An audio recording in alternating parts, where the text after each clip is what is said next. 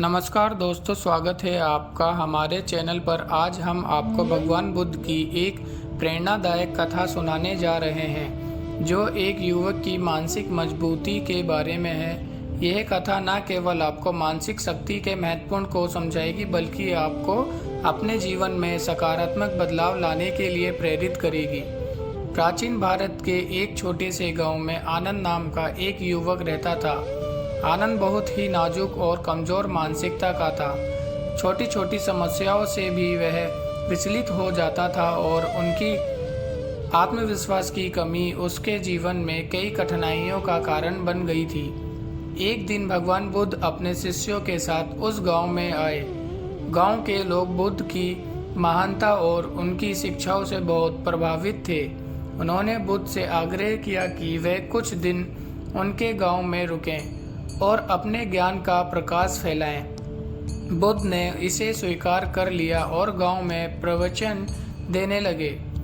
आनंद के माता पिता अपने पुत्र की स्थिति को लेकर बहुत चिंतित थे। उन्होंने सोचा कि क्यों ना भगवान बुद्ध के पास जाया जाए। वे आनंद को लेकर बुद्ध के पास गए और उन्हें अपनी चिंताएं बताई। भगवान बुद्ध ने आनंद से कहा, आनंद, क्या तुम मानसिक रूप से मजबूत बनना चाहते हो? आनंद ने हाँ में सिर हिलाया। बुद्ध ने कहा, तुम्हें मेरी कुछ शिक्षाओं का पालन करना होगा और उसके अनुसार जीवन जीना होगा। सबसे पहले तुम्हें ध्यान रखना है कि ध्यान करने से तुम्हारा मन शांत होगा और तुम्हें अपने अंदर की शक्ति का अनुभव होगा। बुद्ध आनंद को ध्यान की विधि सिखाए। उन्होंने कहा, आनंद, ध्यान करते समय अपने मन को एकाग्र करो और अपनी सांसों पर ध्यान दो। धीरे धीरे सांस लो और छोड़ो और किसी भी विचार को अपने मन में आने दो, लेकिन उनसे प्रभावित मत हो। बस अपने सांसों पर ध्यान केंद्रित करो। आनंद ने ध्यान करना शुरू किया, लेकिन प्रारंभ में उसे बहुत कठिनाइयों का सामना करना पड़ा। उसके मन में अनेक विचार आते थे और वह बार बार विचलित हो जाता था। उसने कई बार छोड़ने का सोचा, लेकिन बुद्ध की शिक्षाओं ने उसे प्रेरित किया और उसने ध्यान जारी रखा। धीरे धीरे आनंद ने महसूस किया कि ध्यान करने से उसका मन शांत हो रहा है और उसकी मानसिक शक्तियाँ बढ़ रही हैं। उसे सब छोटी छोटी समस्याओं से घबराना नहीं होता था।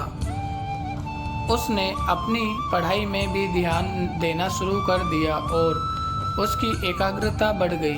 आनंद की मानसिक स्थिति में सुधार होने लगा। उसने न केवल ध्यान करना जारी रखा बल्कि बुद्ध की अन्य शिक्षाओं का भी पालन करना शुरू कर दिया। वह अहिंसा, सत्य और संयम के मार्ग पर चलने लगा। उसने अपने क्रोध को नियंत्रित करना सीखा और दूसरों के प्रति सहानुभूति और दया का भाव रखा। आनंद के माता पिता ने अपने पुत्र में आए इस परिवर्तन को देखकर बहुत खुश हो गए।